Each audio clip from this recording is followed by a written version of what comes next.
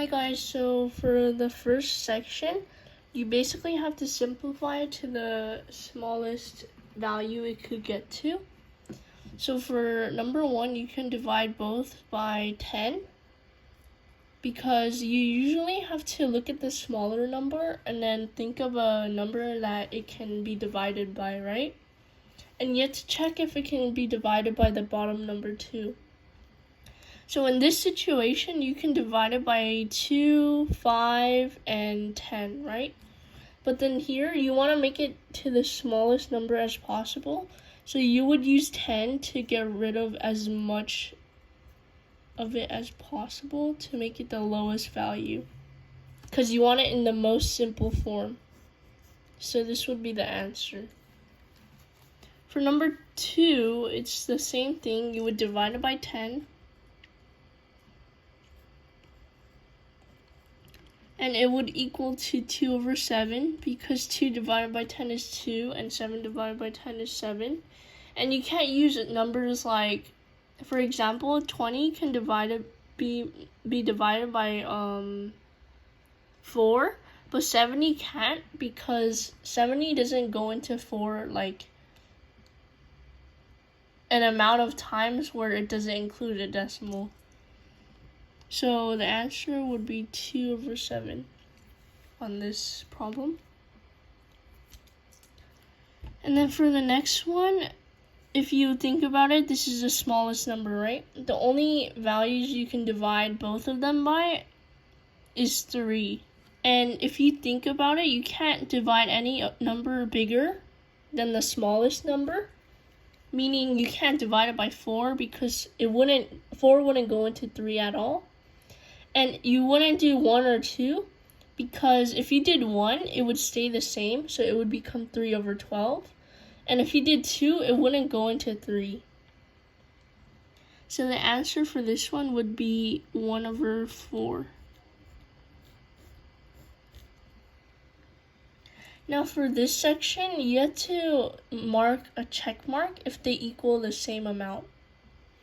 So in this situation, it shows that it's 7 over 8, right? But you notice that it's a smaller number on the top and a bigger number on the bottom. But on the right side, there's a bigger number over a smaller number.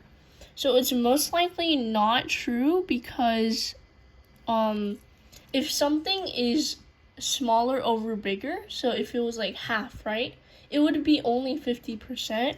But in this situation, if a bigger number is on top, that means it's over 100. So this wouldn't be the same because if you think about it, this is smaller over bigger. So it would be less than 100 and this is bigger over smaller, meaning more than 100. For this one, it wouldn't be a check mark because this is 4 over 4, which is 1 or 100%. And 48 over 40 is not 1. What would make 1 would be like 40 over 40. Or any number over the same number. So it could be 1 over 1, 2 over 2, 3 over 3, 4 over 4. But in this situation, it says 48, which is bigger than 40. So it would be over 100 and it wouldn't be the same number. Now for this one, if you think about it, you would have to multiply this to get this number, right? Because you want to make sure that they're equal. So you would multiply 1 by 12, which is 12. And then you would multiply this by 12, and would it become 48? We could check. So 12 times 4 is 8 and 4. So yeah, it does become 48. So for this one, you would put a check mark. So for number 1 and 2, they're not equal, and for 3, they are equal. Is equal. And these just have to be simplified to the smallest form. Now for the next section, it's on saying which value is bigger or smaller or equal to. So for this one, it's 6 over 7 compared to 2 over 7. So they have the same denominator. So it's basically like the same thing as something like 50% over 100. And then you would do like 20% over 100. Because 20 over 100 means 20%, right? So this one would be bigger because it's 50% compared to 20%.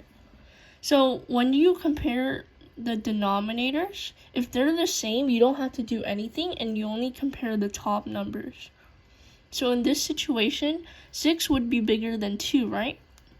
So you would do greater than like that.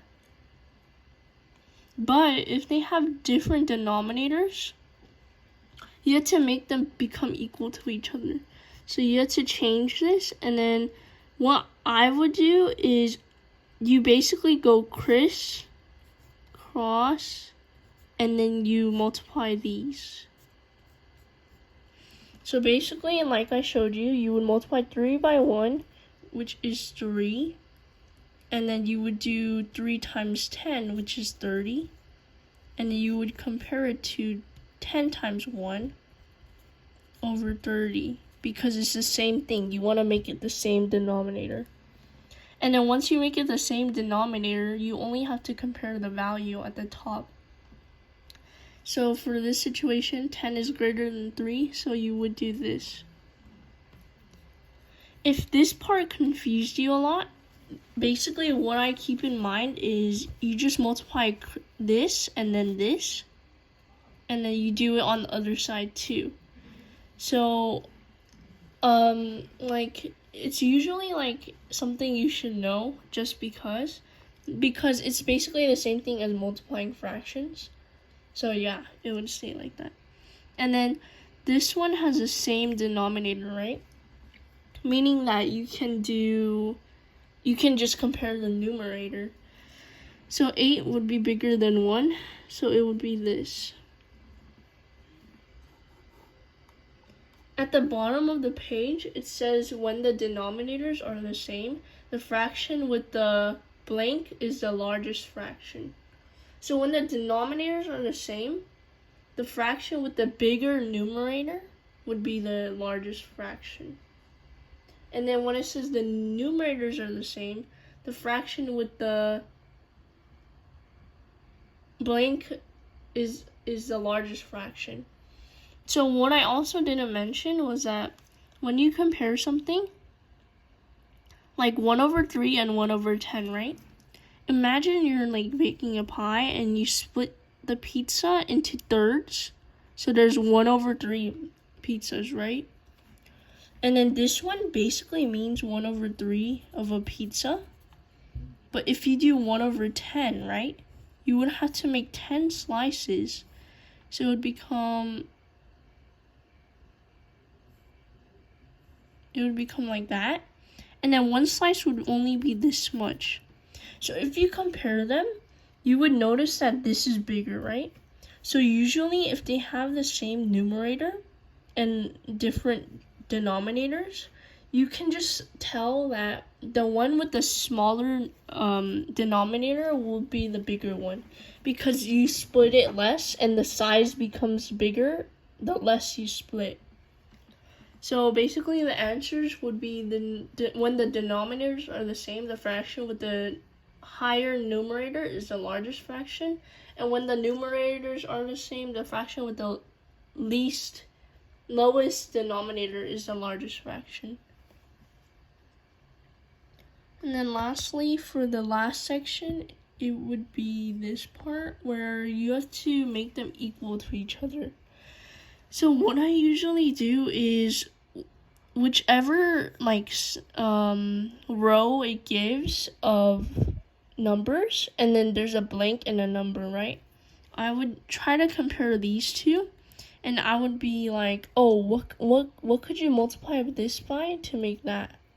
So you can multiply this by 4 to make 44, meaning that you would do the same thing here. So you would multiply something by 4 to make 12. So if you think about it, you could either do 12 divided by 4, or you could do something times 4 equals 12. So what times 4 is 12? it would be 3.